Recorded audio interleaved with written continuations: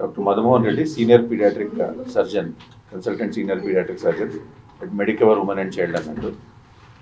ఈ baby story start చేయాలంటే ఇది స్టార్టెడ్ విత్ 4 months బ్యాక్ అండి. వెన్ డాక్టర్ ఆశీష్ అనే outreach programme from Medicover hospital తాంజానియాకి వెళ్ళడము, అక్కడ ఈ బేబీని చూడడము. అప్పటి వరకు ఉన్న బేబీస్లో ఎవరు ఈ బేబీని మాకు కాదు అని అందరూ చెప్పడమే. So we took it as a challenge. ఎందుకంటే మనకున్న ఈ మల్టీ డిసిప్లినరీ అప్రోచ్లో డాక్టర్ పీడియాట్రిక్ కార్డియాక్ సర్జన్ ఉన్నాడు, పీడియాట్రిస్ట్ ఉన్నాడు, మేము ఉన్నాం కాబట్టి విత్ కార్డియాక్ అనస్థెటిస్ట్ ఉన్నారు కాబట్టి me decided to take up this challenge. And then అక్కడ ఉన్న వీసా ప్రాసెస్ అంతా అయిన తర్వాత ఈ బేబీ మన దగ్గర 1 నెల క్రితం వచ్చింది అన్నట్టు. వచ్చిన తర్వాత అప్పుడు వచ్చిన బేబీకి సాచురేషన్స్ వర్ అరౌండ్ 60%. మీకు డాక్టర్ గారు కాసేపు ముందు చెప్పారు, సాచురేషన్ అనేది ఒక మనిషికి చాలా ముఖ్యం అన్నట్టు. మినిమం ఈజ్ అరౌండ్ 96 to 100% ఒక మనిషికి సాచురేషన్స్ ఉండాల్సిన బేబీకి కొన్ని గుండెకాయల ప్రాబ్లం వల్ల తన సాచురేషన్ అనేది ఒక 55 నుంచి 60 మధ్యలో ఉందన్నట్టు. అలాంటి బేబీకి ఇది చెప్పాలంటే 55 మంది లక్షలు లేడీస్ ప్రెగ్నెంట్ అయితే దాంట్లో ఒక బేబీ పుడుతుందండి. అట్లా బేబీస్ సర్వైవే కావన్నట్టు. కొన్ని బేబీస్ ప్రెగ్నెన్సీలోనే చనిపోతాయి, కొన్ని బేబీస్ ఫస్ట్ వితిన్ 1 monthలో చనిపోతాయి, కొన్ని బేబీస్ అంటే మహా అంటే ఒక దానికే చెప్పింది 55 లక్షల మందిలో ఒక్క బేబీ ఇలా వరకు సర్వైవ్ అవుతుంది. ఆ బేబీని బతికేయడానికి ఈ ప్రెస్ కాన్ఫరెన్స్ కానీ ఈ కష్టాలన్నీ అండి. సో ఒకసారి బేబీ మన దగ్గర వచ్చిన తర్వాత first 2D mapping 3D mapping చేసాం హార్ట్కి. ఇది అయిన తర్వాత ఇది కార్డియాక్ వచ్చేసరికి అట్లనే కడుపులో పీగలకి అని చెప్పేసి MRI స్కాన్ చేయించామండి. ఏదైతే మనకు ఈ గ్రౌండ్ ఫ్లోర్ ఫస్ట్ ఫ్లోర్కి డిఫరెన్స్ ఎలా ఉంటుందో అట్లా హార్ట్ అనేది థొరాసిక్ క్యావిటీలో ఉంటుంది, లివర్ పేగులు అనేవి గ్రౌండ్ కింద బేస్ వెయిట్లో ఉంటాయి. సో దానికి సపరేట్ చేసేది ఒక డయాఫ్రమ్ అని ఉంటుంది అన్నట్టు. సో ఆ డయాఫ్రమ్ రీకన్స్ట్రక్షన్ చేయాలంటే మనకు ఒక MRI స్కాన్తో అది ఎలా ఉందో, లివర్ ఇన్వాల్వ్మెంట్ ఉంది, ఇవన్నీ చూసామన్నట్టు. వచ్చేసరికి అయితే ఏదైతే మనకు ఈ బేబీకి మనము MRI స్కాన్ చేయించినప్పుడు లివరు, స్ప్లీను, స్టమక్, చిన్న పేగులు, పెద్ద పేగులు, మళ్ళీ రైట్ కిడ్నీ, ఇవన్నీ ఆ డిఫెక్ట్ ఏదైతే మీరు ఆ ఫోటో చూస్తున్నారు కదా ఆ డిఫెక్ట్లో ఉన్నాయన్నట్టు. డిఫెక్ట్ వచ్చేసరికి minimum is around 6 to 7 centimeter defect ఉందన్నట్టు మధ్యలో మజిల్లో. సో ఛాలెంజెస్ ఇక్కడ బేసికలీ ఏంటంటే ఈ బేబీకి ఫస్ట్ మనం ఈ పేగుల్ని లోపల పుష్ చేయాలంటే ఆటోమేటిక్గా కడుపులో ప్రెషర్ పెరుగుతుంది, దాంతోపాటు గుండెకాయలో ప్రెషర్ పెరుగుతుంది అన్నట్టు. సో గుండెకాయలో ప్రెషర్ పెరిగిందంటే ఆటోమేటిక్గా ఒక్క 10 seconds చాలండి గుండె ఆగిపోవడానికి. సో మనం అది ప్రెషర్స్ లోపల పుష్ చేయాలంటే ఫస్ట్ గుండెకే ప్లాన్ చేసామన్నట్టు. సహజంగా కొంతమంది స్టమక్ క్లోజ్ చేస్తారు, కొంతమంది హార్ట్ క్లోజ్ చేసుకుంటారు. సో ఇక్కడ ఏం చేశారంటే డాక్టర్ ఏదైతే మన శ్రీనివాస్ గారు ఉన్నారు బైపాస్ చేశారన్నట్టు. అంటే సాచురేషన్ని ఒక 60 నుంచి 80-90కి తీసుకురావాల. ఆ ప్రొసీజర్నే గ్లెన్ ప్రొసీజర్ అంటారు. ఆ ప్రొసీజర్లో ఏం చేస్తారంటే ఈ సాచురేషన్ అనేది ఒక ప్రొసీజర్ మూలంగా ఈ 60కి ఉన్న సాచురేషన్ తీసుకొచ్చి 90కి సాచురేషన్ తీసుకొచ్చి మనకి ఇస్తారన్నట్టు. ఇదంతా ఒకటే సిట్టింగ్లో ప్లాన్ చేస్తున్నామండి. ఇది ఎక్కడ కానీ స్టేజ్ లేదు. ఆల్ ఓవర్ ద వరల్డ్లో చేసినవి ఒక 11 బేబీస్ ఉన్నాయండి. దాంట్లో మనది ఇప్పుడు 12వ బేబీ కింద రికార్డుకి ఎంటర్ అవుతుంది అన్నట్టు. సో ఎప్పుడైతే ఇది 8 బేబీస్ 8 hours మ్యారథాన్ సర్జరీ అండి. ఈ సర్జరీ చేసేటప్పుడు ఒక బైపాస్ మెషిన్లో మనం బేబీకి బ్లడ్ సర్క్యులేషన్ స్టార్ట్ చేస్తామన్నట్టు. ఎందుకంటే సాచురేషన్స్ మనకు మెయింటైన్ కావాలి కాబట్టి ఆ బైపాస్ మెషిన్లో 8 hours రన్ అయిన తర్వాత ఈ ప్రొసీజర్ వాజ్ సక్సెస్ఫుల్ అన్నట్టు. అప్పుడు మనము వీ స్టార్టెడ్ డూయింగ్ ఎక్స్టెన్షన్. అదే ఇన్సెషన్ని పెద్దగా చేసుకొని ఏదైతే లివరు, స్ప్లీను, కిడ్నీసు, పెద్ద పేగులు, స్టమక్ ఏదైతే ఉన్నాయో we started putting the pressure on the లోపల అన్నట్టు. ఎప్పుడైతే ప్రెషర్ వేసిన తర్వాత ఆటోమేటికల్లీ కిందకున్న ఈ పెద్ద పెద్ద నరాలకు ప్రెషర్ పడుతుంది, అది గుండెకాయ ప్రెషర్ తట్టుకునింది. అప్పుడు ఈ ప్రెషర్ తట్టుకున్న తర్వాత మనం కుట్లతో కలిపిన ఏదైతే ఈ గ్లెన్ కండక్ట్ ఉందో అది తట్టుకునింది అన్నట్టు మన అనస్టమోసిస్. అప్పుడు then we decided to do closure of the slowly ఈ లోపలంతా డిజైన్ తర్వాత ఈ ప్రెషర్ పుష్ చేసిన తర్వాత ఏదైతే మనకు సపరేట్గా 2 మజిల్స్ సపరేట్గా ఉన్నాయో ఆ మజిల్స్ని 2 మళ్ళీ సెంటర్లో తీసుకొచ్చి పెట్టినాం అన్నట్టు.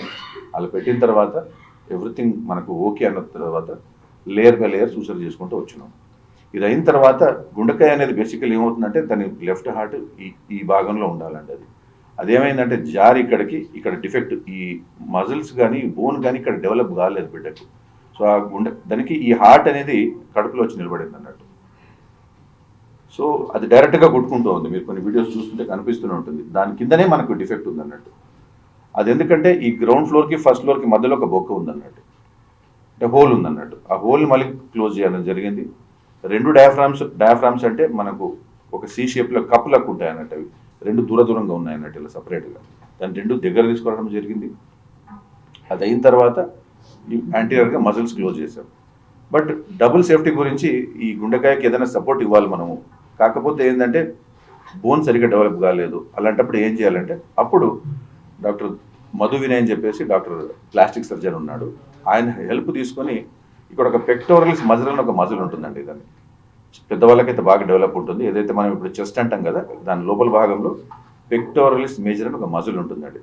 ఆ మజిల్ని అక్కడి నుంచి డిసెక్ట్ చేసి ఆ కవర్ తీసుకొచ్చి ఈ గుండెకాయకు మనం సపోర్ట్ ఇచ్చినాం అన్నట్టు. అంటే రేపు ఏదైనా బాల్ వచ్చి తగిలినా కానీ, రేపు ఏదైనా చిన్నగా ఎవరైనా టచ్ చేసినా కానీ రేపు, ఎందుకంటే నెక్స్ట్ బిడ్డ పెద్దగా అయ్యేటప్పుడు ఈ సపోర్ట్ లేకుంటే కష్టం అవుతుంది కాబట్టి ఒక ఎక్స్టర్నల్ లోపల ఇంటర్నల్ సపోర్ట్ కింద ఆ మజిల్ తీసుకొచ్చి పెట్టామన్నట్టు.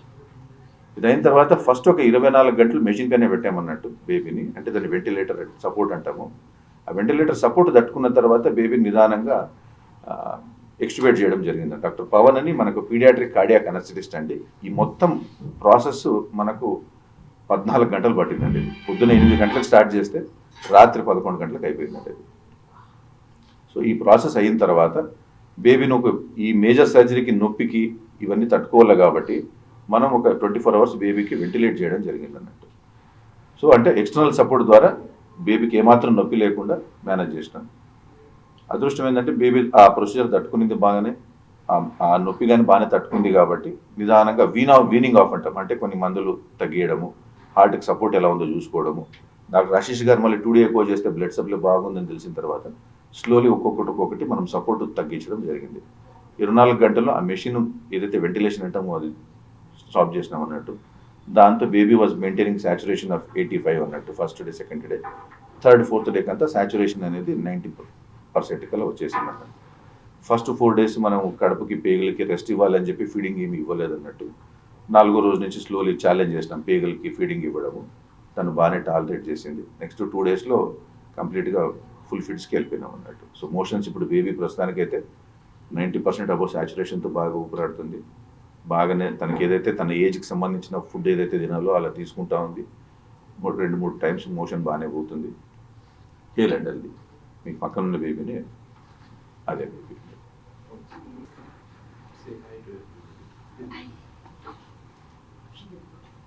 Turn the baby.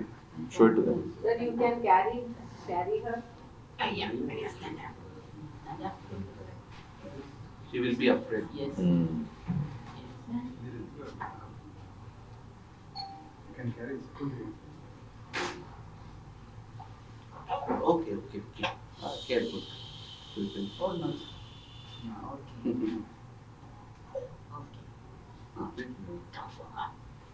ఇందాక సార్ చెప్పినట్టు ఇది చాలా అరుదైన జబ్బు. ఇది అందరూ చూడరు. ఇది అందరూ ట్రీట్ చేయడానికి కూడా చాలా రేర్. ఇది ఎక్కడో లక్షలో ఒక పిల్లాడికి ఇట్లాంటి జబ్బు ఉంటుంది. ఇంత సక్సెస్ఫుల్గా బేబీని ట్రీట్ చేయగలిగామంటే ఇది వివిధ శాఖలకు సంబంధించిన నిపుణుల మధ్య సమన్వయం, 3-4 సార్లు కూర్చుని ప్రణాళిక వేసుకుని ఎలా సర్జరీ చేయాలి, ఏ సర్జరీ మొదట చేయాలని ప్రణాళికలు వేసుకుని స్టెప్ బై స్టెప్ ఈ స్టేజ్కి రాగలిగాము. సో ఇది మా మెడికవర్లో ఉన్న నిపుణుల ఎక్స్పీరియన్స్కి, వాళ్ళ నాలెడ్జ్కి ఒక నిదర్శనం ఈ సర్జరీ సక్సెస్.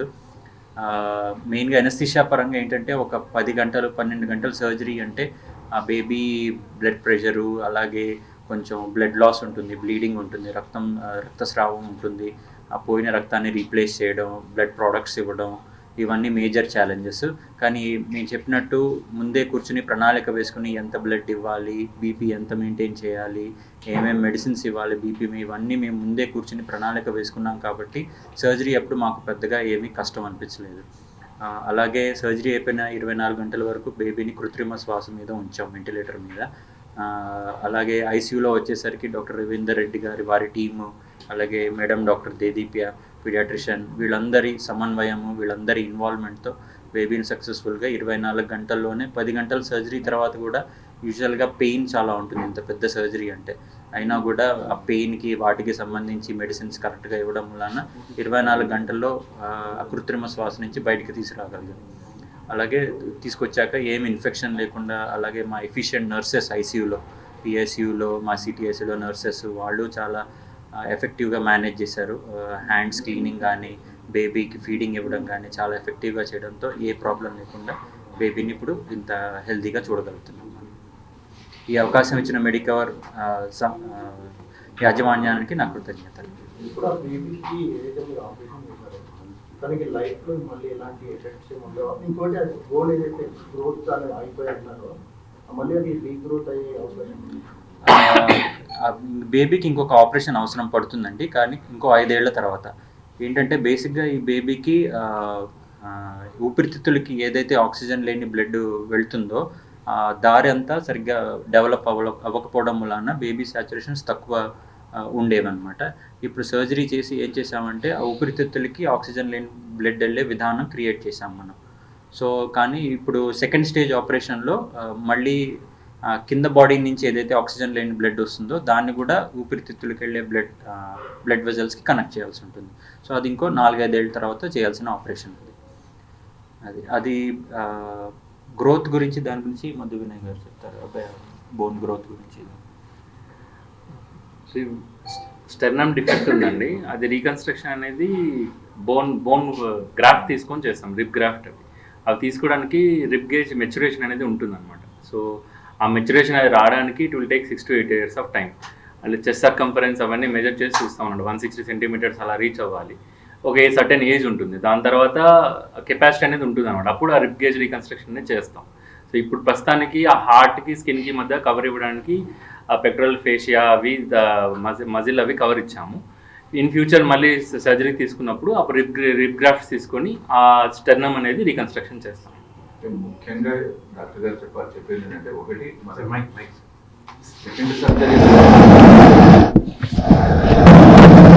సెకండ్ సర్జరీ ముఖ్యంగా ఏంటంటే మీరు అడిగిన క్వశ్చన్కి సెకండ్ సర్జరీ అనేది ముఖ్యం కాబట్టి ఇప్పుడే బోన్ గ్రాఫ్ట్స్ అలాంటివి వేస్తే సెకండ్ సర్జరీ ఇంకా డిఫికల్ట్ అవుతుంది మాకు చేయడానికి. సో అప్పటి వరకు ఏంటంటే టెంపరీగా మజిల్ గ్రాఫ్ట్ అనేది వేసినాం అన్నట్టు. ఎప్పుడైతే మనకు సెకండ్ సర్జరీ సక్సెస్ఫుల్ అవుతుందో ఆ టైంకంతా బేబీ ఒక 6 years 7 years ఉంటుంది కాబట్టి అప్పటికంతా డాక్టర్ మధు వినయ్ గారు చెప్పినట్టు ఈ ఏదైతే rib cage development sternal bones బాగా డెవలప్ అవుతాయి కాబట్టి అప్పుడు డెఫినెటివ్ ప్రొసీజర్ కింద బోన్ సపోర్ట్ అప్పుడు ఇస్తామన్నట్టు. ఇప్పుడు ఇవ్వకూడదు కాబట్టి ఇవ్వలేదు అన్నట్టు. అంతే. ఇప్పుడు బేబీకి మనకు ఇప్పుడు 7 to 9 months బేబీ కాబట్టి ఇప్పుడు సాఫ్ట్ డైట్ యూజువల్లీ అలో చేస్తున్నాము. హార్డ్ డైట్ కాకుండా సాఫ్ట్ డైట్ ఉంటుంది, దాంతోపాటు సెర్లాక్ రైస్ ఇస్తే ఉంటుందో సేమ్ రొటీన్ థింగ్ అది కంటిన్యూ చేస్తున్నాం.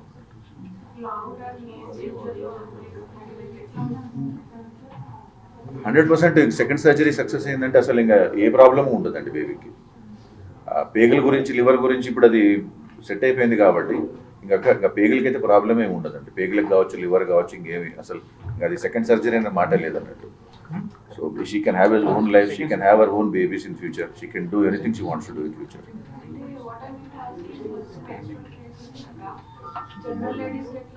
She'll be like any other girl in town, except that she'll have a small scar in the chest.